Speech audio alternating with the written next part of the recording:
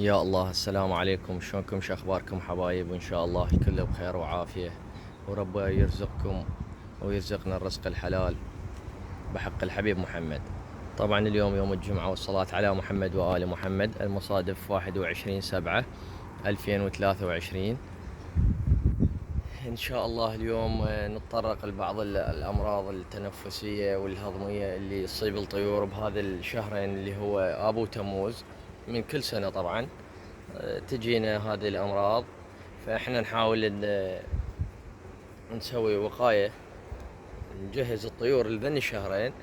يعني قبل ذن الشهرين نعطيهن وقاية لتقوية المناعة، ننشطهن، يعني تحاول حتى عشاشين تشيله، يعني تخلي الطيور قوية وجاهزة ذن الشهرين حتى يجزن على خير إن شاء الله.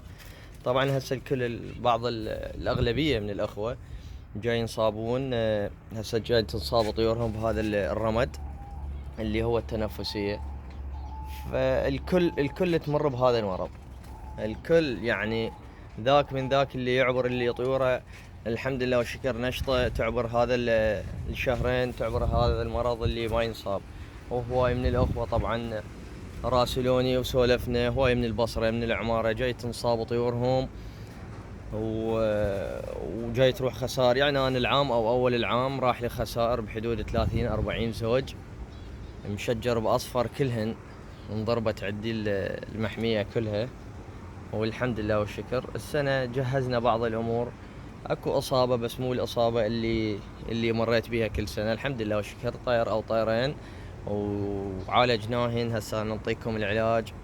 احنا ما نقول العلاج النهائي اللي قضى عليه، بس انا شفته فعال عندي وحبيت اشاركه وياكم، وان شاء الله الفائدة تعم الكل باذن الله.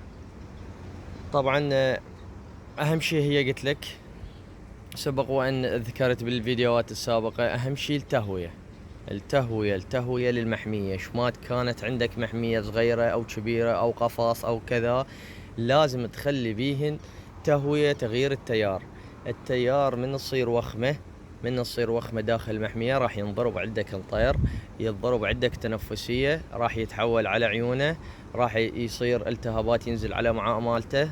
طبعا انا اكثر من دكتور راجعته بهذا الخصوص، قال هو هذا اساسا اصابة نيوكايسل.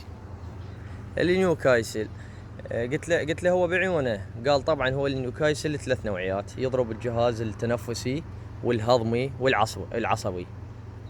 العصبي يضرب.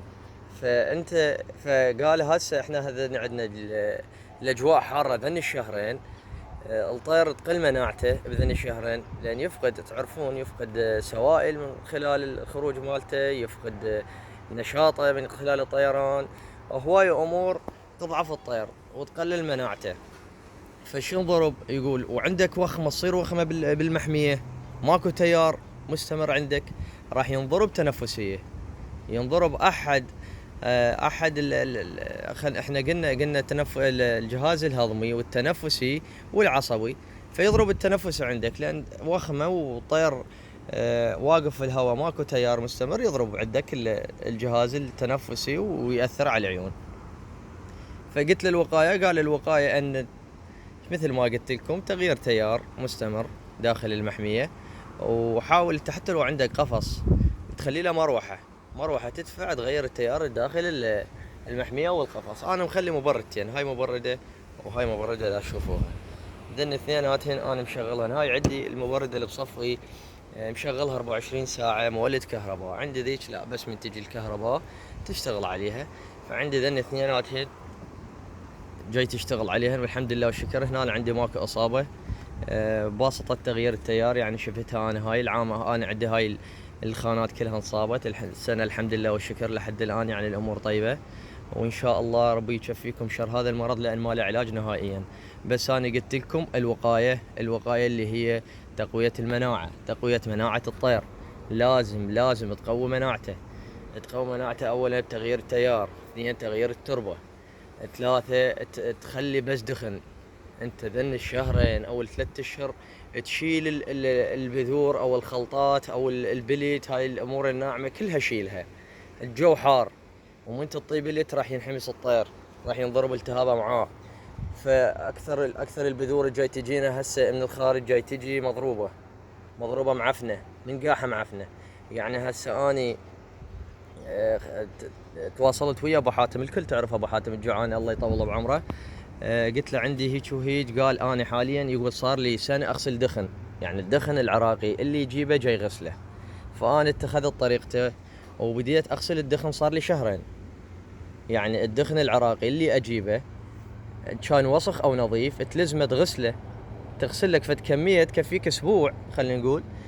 تغسلها بالليل وشرها بالشمس، عندنا شمس قويه، شرها يوم ثاني يوم راح تجمعها، راح بس تجمعها وترجع تقدمها للطيور، راح تلقى دخنه صافيه. شوف صافيه كلش من التراب والوسخ، الامور كلها راح تطوف. هاي تغسلها غسل زين بالمي، راح تطلع لك دخنه صافيه ونظيفه، راح تقدمها للطير وراح يرتاح، تخلص من التهاب الامعاء. هاي خلصنا بالدخن، غسلته وجهزته للطيور، خلصت من التهاب الامعاء نهائيا. ترجع بالنسبه التنفسيه غير تيار، الكم ما تغير تيار النشاط وشغله البيض ما بيض، غير تربه مالتك. التربه مالتك كل 10 ايام، كل 15 يوم، كل شهر تقدر تشيل الموجود بالخانات او بالمحميه وتغيرها، تجيب لها زميج وتبدل التربه مالتها. راح تلقى الطيور كلها تنبش خلينا نقول تنبش او تبحش او شلون تسموها انتم. راح تتخذ من التراب، تعرفون بيه الحديد وبيه الكلس وبيه هواي امور. التراب الحمد لله بفضل الله، هاي من يم الله، هواي بيه امور ومواد راح يستخدمها ياكلها الطير. ترجع شو تسوي بالنسبه للرطوبه؟ اكو جماعه هواي ناس جاي تخنق عندهم البيض. شوف الك وما تستخدم هاي الطريقه، الك وما تستخدم يا حبيبي يا عزيزي يا بعد روح انت. شوف هسه هذا شلون نايم الفرخ. الك وما تستخدم هاي الماعين، تجيب لها تراب وتجيب لها ثيله وما تتعب نهائيا، ويوميا رشها الظهر وغير تيار 3 مرات اقول له غير تيار. وخلي هاي الصينيه ام الرطوبه، ام الثيل. واذا فسد عندك بيض او خلنا عندك بيض عاتبني. بعد تغيير التيار واستخدام هذا الماعون. اذا صار عندك تخنيق تعال عاتبني، تخنيق او الشد هاي ترجع للطير. اما اذا صار عندك تخنيق ورا ما تخلي صينيه بيها تراب وبيها ثيل وترشها يوميا وتغير التيار مالتك، واذا صار عندك تخنيق تعال عاتبني النوب. واذا صار عندك تخنيق اي احد، انا هسه ما عندي صورة العلاج هذا النرسلول هذا الاحمر، والا ذاك فعال 100%، تنطي 5 ايام للطير اذا كان عندك تخنيق. ان شاء الله بالفيديو الجاي راح اجيبه واصوركم. كان عندي والله بس ما ادري وين صار. ذاك علاج فعال همين للتخنيق، بس انت اتخذ هاي الطريقه اللي قلت لك بيها، غير تيار وخلي صواني. هسه انتم لو تشوفون الطيور من اوصل ياما جاي يطفر من الصينيه، الكل نايمه بالصواني، الكل هسه نايمه بالصواني بهاي الظهريه. يعني سبحان الله ثق بالله، حتى بالشتاء اخليه لهنا انا، حتى بالشتاء ينام بالصينيه. الطير يحب رطوبه ويصعد للبيض، هو ريشه مرطب ويصعد للبيض راح يرطبه، راح يصير عندك تفقيس والحمد لله والشكر. اما تقولون هذا الشهر، لا، احنا هذا الشهر كلنا هذا الشهر اللي احنا بيه السابع من بدايته او نصف السادس، يعني صار عنده تخنيق، لان الجو كانت ذيك الايام جت اسبوع كامل واقفه الدنيا، ماكو اي تيار، حتى لو مبردات مخلي هي واغره سموم، والحمد لله والشكر. على كل حال عيني، راح احد طرق الوقايه راح تقول له شلون نقدر ننطي وقايه للطير او النشطه او نقوي مناعته.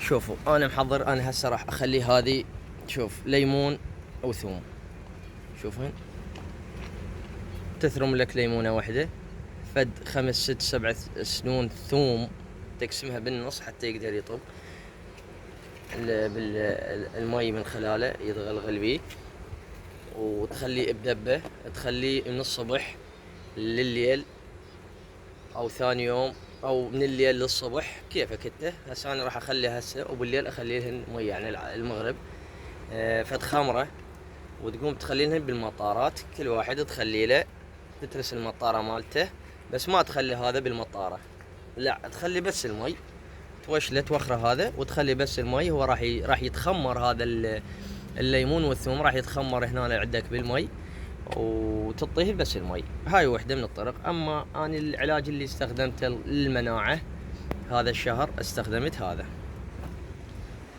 العلاج، الحمد لله والشكر جاب نتيجه ومفعول. قلت لكم عندي اصابه صارت 2 أو 3 طيور، خليت لهن من هذا لمده 5 أيام خاشوقه وحده. هذا خاشوقه هسه اللي حاب يصوره او كذا، خاشوقه وحده على خاشوقه مال شاي على لتر مي لمده 5 أيام. خاشوقه شوفها حتى التعليمات موجوده، 1 ملعقه شاي على لتر مي لمده 5 أيام. الحمد لله والشكر جابت نتيجه ومفعول، انطت قوه مناعه للطير. والرمد راح عندي قلت لك كم طير، 3 أو 2. الحمد لله والشكر كان المصابات راحت الاصابه بفضل الله، تخلصنا من عندها ان شاء الله. اما قلت لكم بهذا الخصوص خصوص التخنيق الصينية، التراب والتهوية، اوصيكم اخوتي الاعزاء. وان شاء الله ذن الشهرين يعدن على خير. اهم شيء ذن الشهرين نخلص من عندن، بعد الشهر الجاي نخلص من عندن على خير. والتوفيق للجميع ان شاء الله، وربي يرزقنا واياكم الرزق الحلال باذن الله. واي شيء واحد يحتاجه انا بالخدمه لاي استفسار لاي معلومه اقدر عليها ما اقصر بها وياكم حبايبنا الغاليين. وتعذرونا على الاطاله طبعا، بس انا حبيت اشارككم هذا الشيء لان الكل جاي يسولف على التخنيق وعلى المرض هسه اللي مصاب الطيور اللي هو الرمد اللي بالعين. وان شاء الله نخلص من عنده، بس ذن الشهرين ما ظل شيء، بس هذا الشهر اللي جاي باذن الله. ربي يرزقنا واياكم الرزق الحلال. واعتذر على طال حبايبنا الغالين. الله وياكم، استودعكم الله.